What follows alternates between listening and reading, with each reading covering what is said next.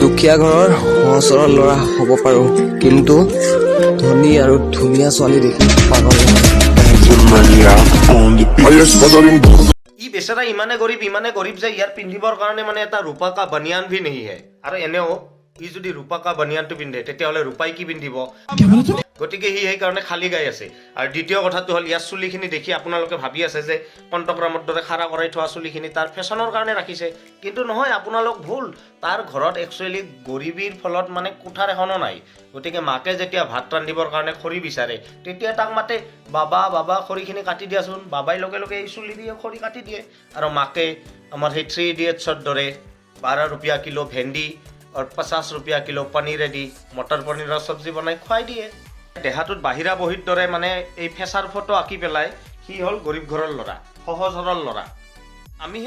আমিহে ধনী ঘৰৰ ল'ৰা আৰু বিৰাট সহজ সৰল নহয়, একদম মডাৰ্ণ ল'ৰা আমি। আৰে ভাই, তোমাৰ টেটু এটাত যিমান টকা খৰচ কৰিছা ন, সিমান টকাত হয়তো এই মুখ্যমন্ত্ৰী আৱাস যোজনাত যে ঘৰ আহি আছে সেই ঘৰ এটাই হৈ গ'লে হয়। গতিকে এনেই আৰু এই ধনী গৰীব এইবিলাক কৰি নাথাকিবা, হাঁহি উঠে। নমস্কাৰ মিত্ৰ আৰু মিত্ৰাণীসকল, আজি ভিডিঅ'টো দোকানৰ পৰা নহয় ঘৰৰ পৰা কৰিছোঁ। মানে ঘৰত কোনো নাই, সেইটো কাৰণত আজি ঘৰতে মানে ভিডিঅ' বনাম বুলি ভাবিলোঁ। ফাৰ্ষ্ট টাইম নহয়, আগতে বনাইছোঁ 2-3টামান ভিডিঅ'। গতিকে যিয়েই নহওক, বৰ্তমান কি হৈছে মানে ভাৰতততো 12-13 কোটি টকাৰ গাড়ীত ঘূৰা মানুহো ফকীৰ আদমি হৈ যায়, দামী দামী ড্ৰেছ পিন্ধা মানুহো ফকীৰ আদমি হৈ যায়। समझ रहे हो ना? গতিকে এই ৰিলছত হাগি থকা পৰেও মানে চিম্পেথিৰ কাৰণে নিজকে গৰীব দেখাব খোজে। গৰীব দেখালে ভিউজ আহিব, ফলোৱাৰ্ছ বাঢ়িব, এই বেলেগ একো নাই।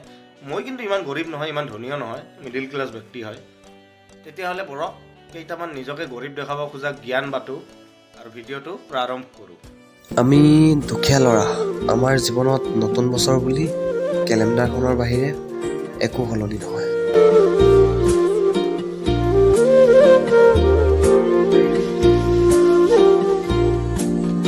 আমি ধনী ল'ৰা, আমি নহয়, মই ধনী ল'ৰা। আৰু নতুন বছৰ বুলি কেলেণ্ডাৰখনত বাহিৰে মই সকলোৱে সলনি কৰি দিওঁ, কাৰণ কেলেণ্ডাৰখনটো এনেও ফ্ৰীত পোৱাই বস্তু, বেলেগে গিফ্ট দিবই।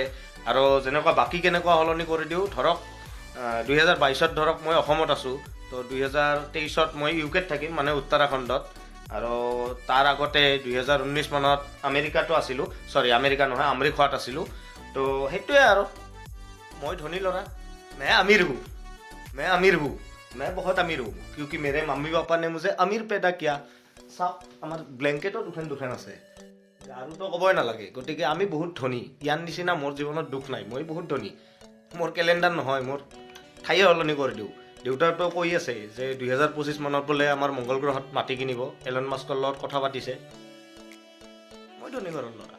ইনষ্টাগ্ৰামত এঞ্জেল প্ৰিয়াক কুইন নাম দি লাইভ আহি চেলিব্ৰিটি দেখাই লাভ নাই, কাৰণ গাঁৱত তহঁতক চবে নেউলা নেউলি বুলিয়ে মাতে ভাই। ইনষ্টাগ্ৰামৰ নামছে ইয়াত আয়া আমাৰ লগৰ এজনো আছিলে, তাৰ ফেচবুকত নাম আছিলে কি গুড বয় জ্যোতিষ। ভিডিঅ' চাই আছা যদি তলত কমেণ্ট কৰি জনাবি, মানুহেও গম পাই যাওক যে চাপৰিটো কোন আছিল। আৰু সি চাপৰিয়ে আছিল, সেইকাৰণে গুড বয় জ্যোতিষ ৰাখিছিল। যিয়েই নহওক, এই ল'ৰাজনে যিহেতু কৈছে ইনষ্টাগ্ৰামৰ এঞ্জেল প্ৰিয়া বা এইবোৰ নামৰ বিষয়ে, গতিকে ইয়াৰ নামটো নিশ্চয় ভালেই আছে। কিন্তু এতিয়াহে নিজৰ নাম ৰাখিছে লিঅন ইনষ্টা কিং, আৰু এঞ্জেল প্ৰিয়া আৰু পাপা কি পৰীৰ কথা কৈ আছে। আৰে ভাই, উপদেশতকৈ আহিয়ে ভাল। আগতে নিজৰ নামটোতো চাই লোৱা, ওপৰলৈ থু পেলালে নিজৰ গাতে পৰে। আৰু কোনোবা একজন মানুহক যদি আঙুলি দেখুওৱা, 3টা আঙুলি নিজৰ পিনেই পৰে। গতিকে নিজৰ নামটো আগে চাই লোৱা, তাৰপিছত এঞ্জেল প্ৰিয়া বা পাপা কি পৰী ক'বা। ইনষ্টাত নাম কি চাবি, কুইন। কপৰাত লগাই 1 কেজিমান মেকআপ, ভিডিঅ'ত আকৌ ফিল্টাৰ, গাঁৱত মাতে ভদেশ্বৰী। থু কেলা।